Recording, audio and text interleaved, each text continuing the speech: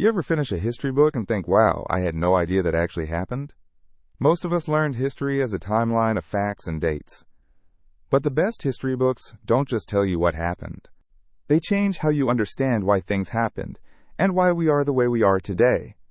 Today we're counting down 5 history books that readers keep coming back to, books that turn the past into something that feels urgent and alive.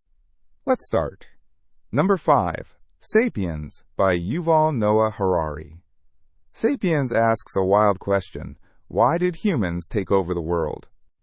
We're not the strongest, we're not the fastest, we're not the most physically impressive creature out there. So what was our advantage? Harari argues it was our ability to believe in shared fictions. Money doesn't have value because it's shiny or rare. Money has value because we all agreed it does. Nations exist because we all agree they exist.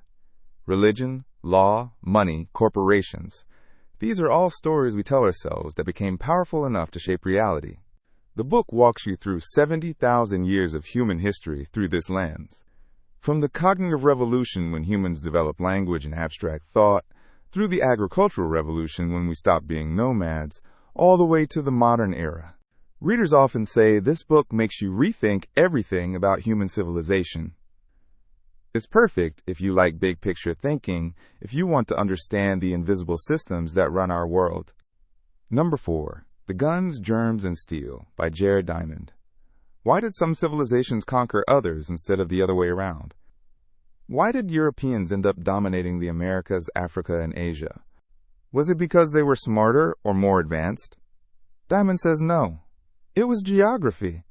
The author spent years researching why some continents developed advanced societies with agriculture, metal tools, and large domesticated animals, while others didn't. Europe and Asia had the luck of geography. They had wild animals that could be domesticated like horses, cattle, and pigs. They had the right plants that grew in the right conditions for large-scale farming. Africa and the Americas didn't have those same advantages. So when European explorers arrived with metal weapons, horses, and diseases their bodies had adapted to over centuries, it wasn't because Europeans were inherently superior. It was because they had inherited a geographic advantage. This book flips the narrative about which civilizations were more advanced and why, and it makes you question every assumption about progress and development you've been taught. It's great if you want to understand how the modern world got divided the way it is. Number 3. A Brief History of Nearly Everything by Bill Bryson. This one is different because Bryson is a storyteller first and a historian second. He takes massive historical and scientific topics and makes them feel like you're having a conversation with a witty friend at a bar. The book covers everything from the Big Bang to human civilization, but Bryson's magic is asking the questions you didn't know you wanted answered. Why do we have toenails? How did we figure out atoms existed? Why is the moon exactly the right size to block the sun during an eclipse? The book weaves together geology, physics, chemistry, and history into one narrative that feels less like a textbook and more like an adventure. Readers love this one because it's genuinely funny while also being deeply informative. It's perfect if you want history that entertains you, if you like learning but don't want to feel like you're studying for an exam. Number 2. The Silk Roads by Peter Frankopan. When we think of history, we usually think of it as a European story. Ancient Rome, medieval Europe, the Renaissance, the Industrial Revolution. But Frankopan completely reframes history by looking at it from the perspective of the Silk Roads. For thousands of years, the Silk Roads were the arteries of global trade and connection. They linked China, India, Persia, the Middle East, and eventually Europe. But the Silk Roads were never just about silk. They were about ideas, religions, technologies, and cultures flowing back and forth.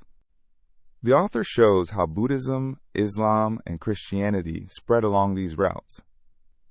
How innovations in agriculture, engineering, and mathematics traveled from east to west and back again. How the rise and fall of empires along these routes shaped the entire world. This book completely changes how you see global history, because it makes you realize that for most of human civilization, the East was the center of the world, not Europe. It's perfect if you're tired of history books that treat Europe as the main character and want a more global perspective. And finally, number 1, The Rise and Fall of the Third Reich by William Shirer. This is the definitive history of Nazi Germany and World War II. Scherer was actually a journalist in Berlin in the 1930s, so he witnessed the rise of Hitler firsthand. The book is over 1,000 pages, but readers say it reads like a gripping thriller. Scherer doesn't just give you facts. He puts you inside the minds and boardrooms of Hitler and his inner circle. You see how ordinary Germans came to support an extremist regime. You understand the political maneuvering and ideological choices that led to one of history's darkest chapters. The author explains how Hitler used propaganda, how he consolidated power, how he manipulated other nations, and ultimately how his decisions led to the Holocaust and World War II. Readers often say this book is essential reading because it shows how quickly democracy can collapse, how propaganda works, and how history can change based on the choices of a few people. It's heavy and it's long, but it's considered a masterpiece of historical writing. It's perfect if you want to deeply understand one of the most significant periods in modern history, if you want to know not just what happened, but why. So here's what ties all these books together. They don't treat history as a list of names and dates. They treat history as a story about people, choices, geography, and ideas. They make you ask why instead of just memorizing what.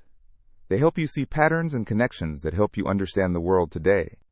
If you've been meaning to read more history but didn't know where to start, pick one of these. Start with whichever question intrigues you most. Are you curious about how humans took over the world? Start with Sapiens. Do you want to understand why the world divided the way it did? Start with Guns, Germs, and Steel.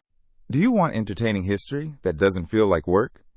Pick up A Brief History of Nearly Everything. Do you want a more global perspective on world history? The Silk Roads is your book.